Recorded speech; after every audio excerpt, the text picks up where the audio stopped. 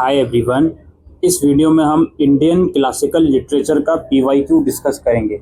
हम ये video generic elective subject point of view से बना रहे हैं, लेकिन ये सब्जेक्ट केवल जेनरिक इलेक्टिव में नहीं, ये बीए प्रोग्राम और बीए ऑनर्स सेमेस्टर 1 में एज अ कोर सब्जेक्ट भी पढ़ाया जाता है। ठीक है, तो आपका पहले इसमें हम सिलेबस देख लेते हैं। टोटल 3 यूनिट ही इसमें एज यूजुअल रहने वाली हैं। पहली यूनिट क्या है जी? Vyasa selection from the Mahabharata. इसमें the dicing and sequel to dicing है, द टेम्पटेशन ऑफ कर्मा है, कृष्णास पीस प्रपोजल है। फिर आपका कालिदास का है अभिनंसा कंतुलम, और फिर आपका हैंगो एडिगल का है द बुक ऑफ वेंसी। ये ब्रीफ सा सिलेबस है इसका। आइए चलते हैं पीवाईक्यू की तरफ। पेपर एज यूजुअल 90 नंबर का आने वाला है दोस्तों। पार्ट ए और पार्ट बी दोनों करने हैं। पार्ट ए में सारे क्वेश्चन करने हैं, पार्ट बी में कोई 3 क्वेश्चन करने हैं।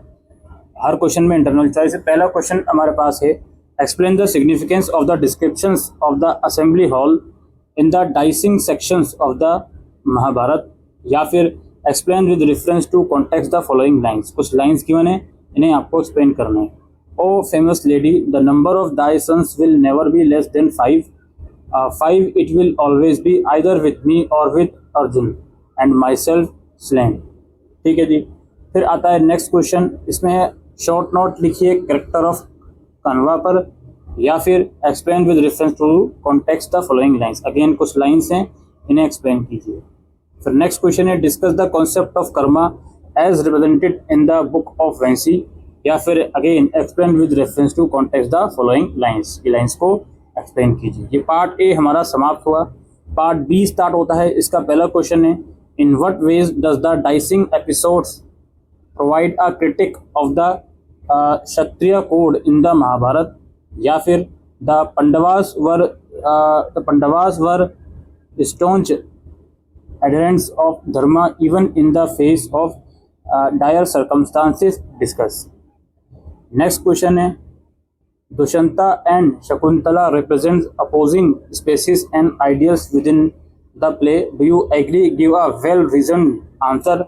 या फिर discuss the attributes of the ideal king as they emerge from the अभिजनना Shakuntalam.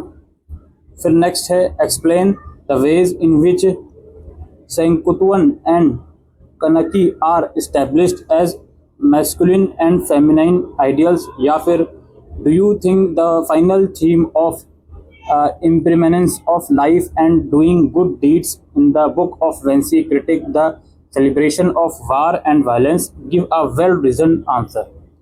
फिर है, critically comment on the theme of transience of life with reference to any one text from the course, या फिर discuss the social importance of family in ancient Indian society, example from any two prescribed text। तो ये था दोस्तों PYQ और examination pattern Indian classical literature का।